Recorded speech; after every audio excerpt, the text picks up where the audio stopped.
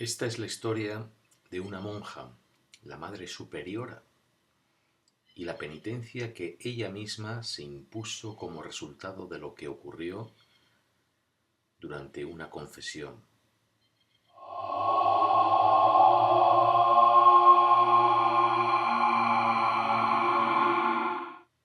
Había quienes decían que la habían visto, a la Madre Superiora, de rodillas delante del altar con los brazos en cruz.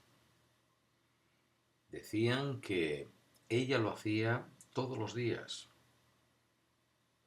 todas las mañanas, al despuntar el alba, cuando la congregación de monjas bajaba a la capilla para su primer rezo del día, todavía en la penumbra de la noche, con la primera luz del día, la jefa de la congregación, la Madre Superiora, se arrodillaba delante del altar sin ninguna protección en las rodillas sobre las frías y duras losas, y ahí permanecía durante el tiempo que duraban las primeras oraciones, 15-20 minutos con los brazos en cruz. Había quien decía que lo hacía para dar ejemplo a las otras hermanas, ejemplo de sacrificio y de humildad.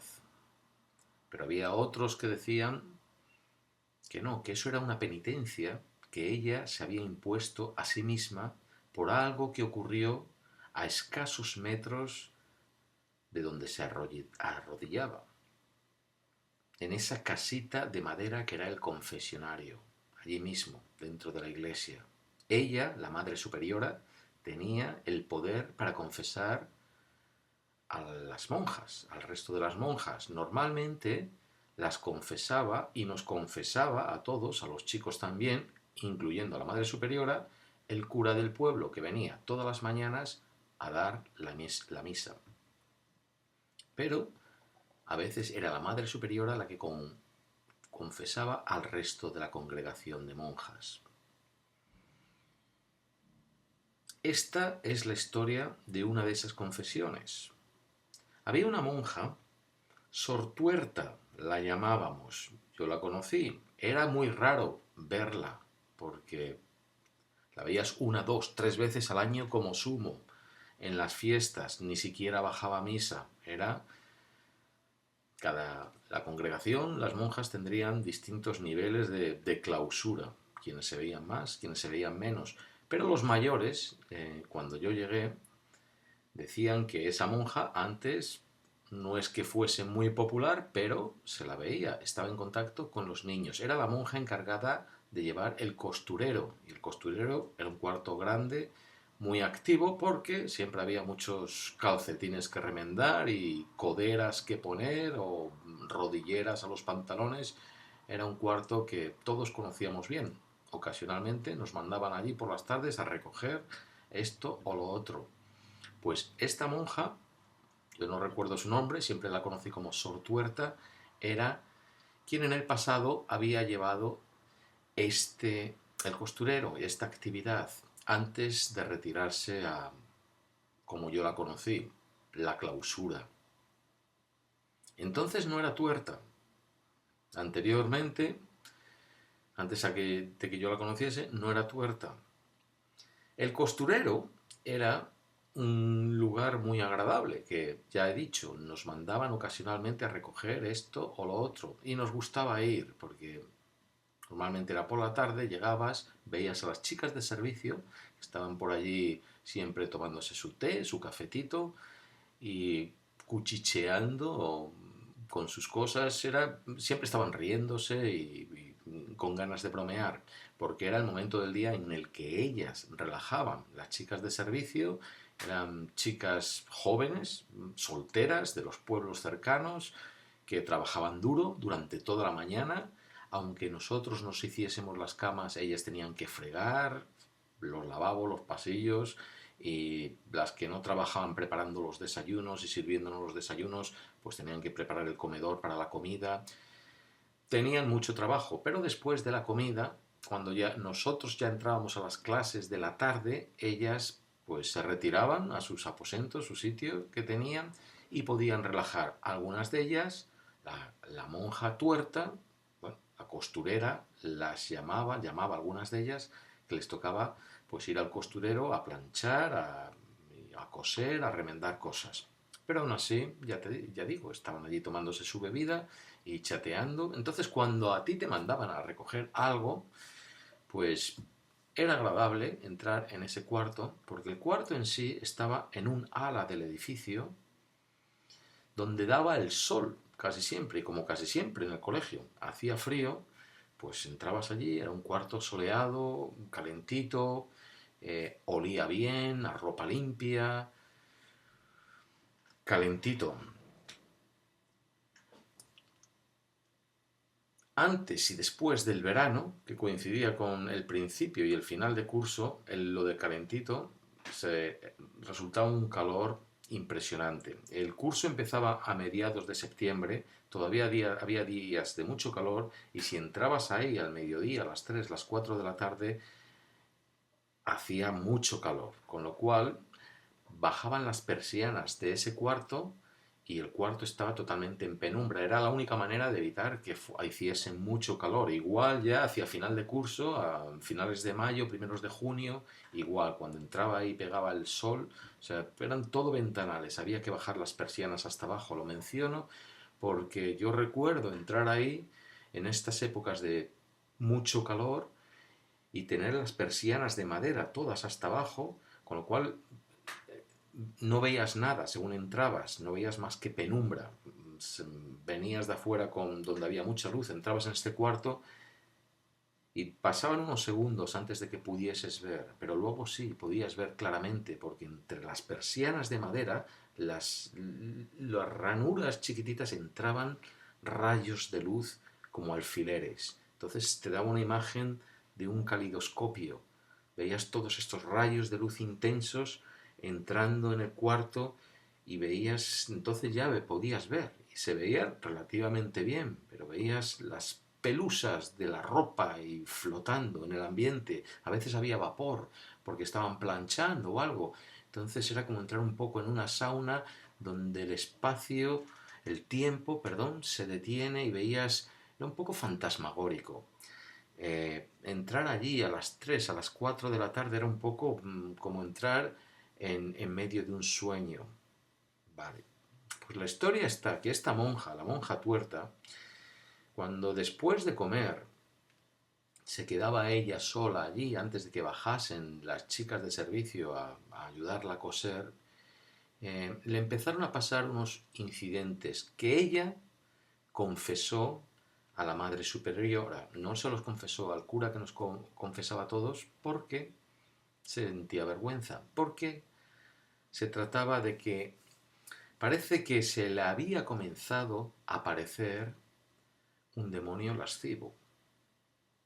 Entonces ella confesó a la Madre Superiora que después de comer, en estos días de calor, con la modorra del trabajo físico, el calor que hacía en el cuarto y la penumbra de bajar las persianas, se quedaba dormida, se quedaba traspuesta y había un demonio o diablo lascivo que venía y le levantaba los hábitos y la tocaba. Esto es lo que ella confesaba a la Madre Superiora. Y ella decía que se espantaba, que intentaba rechazar al demonio y que despertaba a tiempo de ver cómo este diablo o este demonio se perdía en la sombra de un armario empotrado que había grande, donde guardaban sábanas, toallas, pues por ahí. Y que él había llegado a ver a este diablo y que la escena se repetía y el diablo volvía casi prácticamente todos los mediodías. Y la Madre Superiora la escuchaba a esta monja y, hija, pues no hagas caso, son tentaciones que algunas de vosotras tenéis, no sufras alucinaciones, no hagas caso, reza esta penitencia. Y le ponía una penitencia. Pero las apariciones, los sueños de esta monja se repetían y ella los confesaba. Y la Madre Superiora se empezó a hartar un poco son tentaciones, no te duermas, no bajes las persianas, no las busques. Y le empezó a poner mayores y mayores penitencias. Según la Madre Superiora, la monja no estaba poniendo lo suficiente de su parte pues para combatir los malos pensamientos y las tentaciones. Resultado de todo esto es que la monja dejó de confesar sus malos pensamientos. Siguió confesándose, pero no confesó las apariciones del diablo lascivo, que venía a tentarla. No las confesó, pero siguieron ocurriendo. Hasta el punto de que ella empezó a entablar conversación con este diablo. No quería ceder a sus pretensiones, que no era más que penetrarla, más que poseerla. No quería, pero ya no llegaba simplemente a verle escapar cuando le espantaba, sino que el diablo se hacía más atrevido y hablaba con ella e intentaba convencerla, como si fuese un ser humano. Y ella que no, que no, que no. Pero dialogando llegó a hacer, cuenta la historia, cuenta la gente, ella llegó a hacer un pacto con este diablo.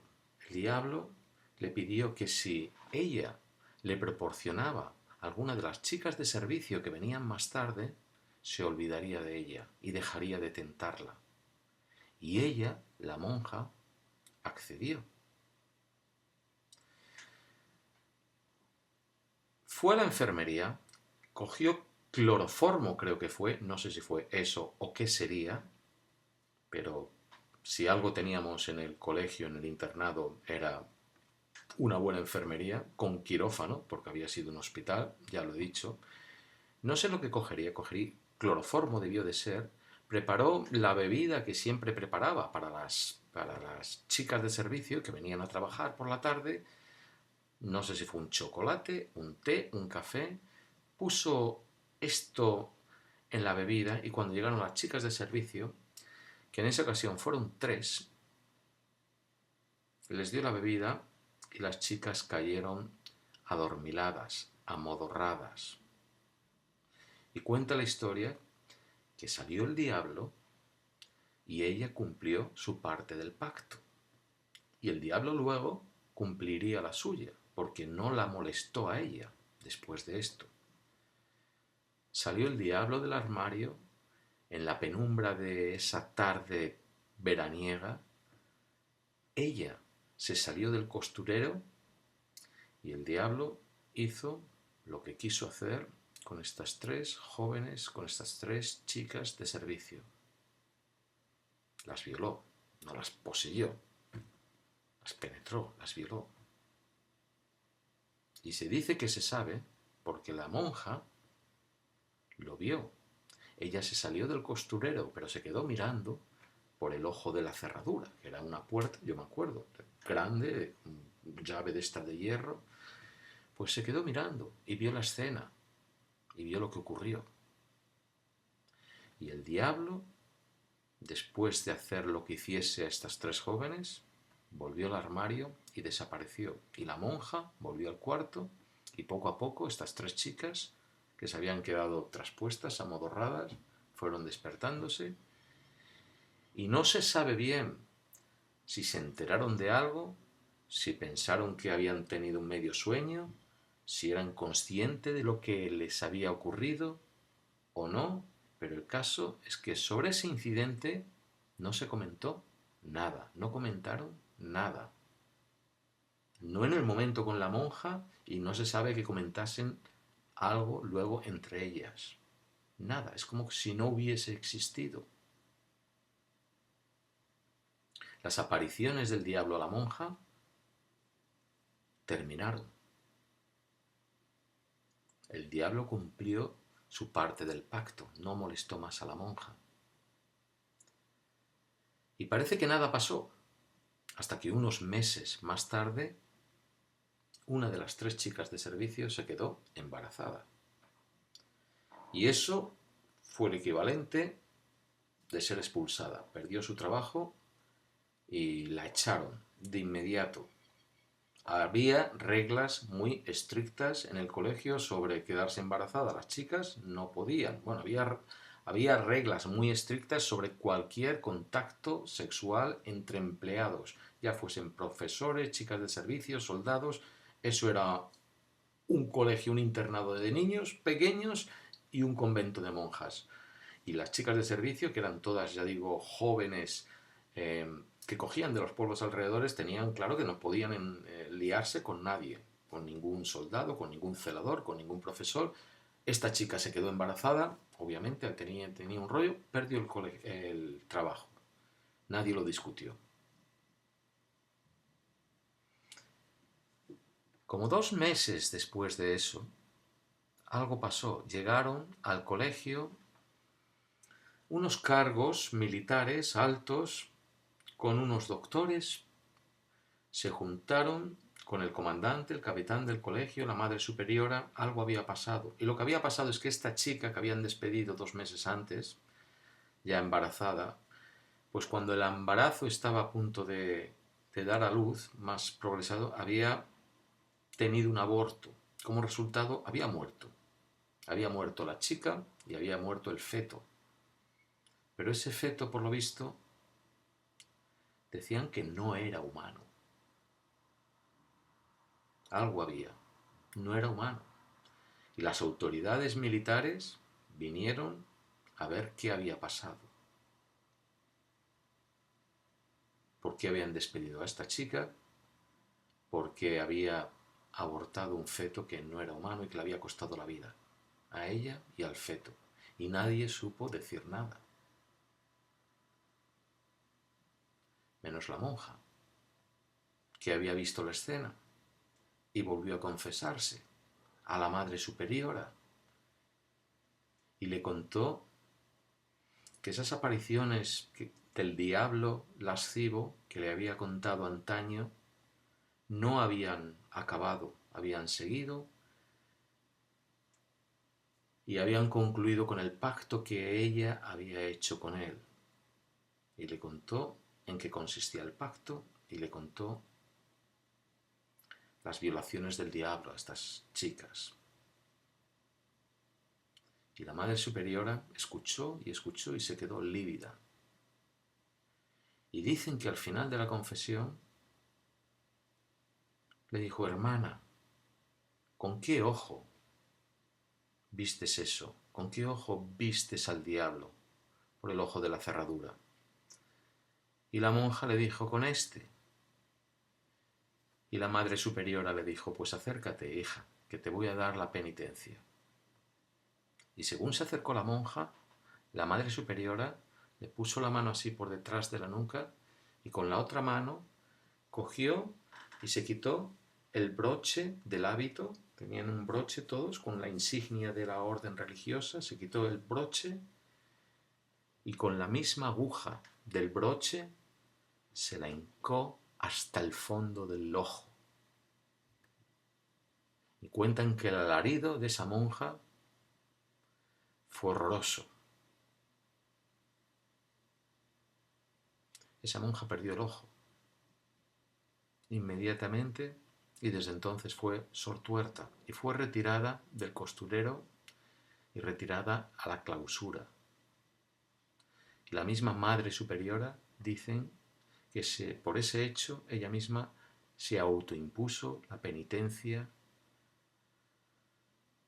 de esa primera oración del día, arrodillarse delante del altar con los brazos en cruz mientras durase.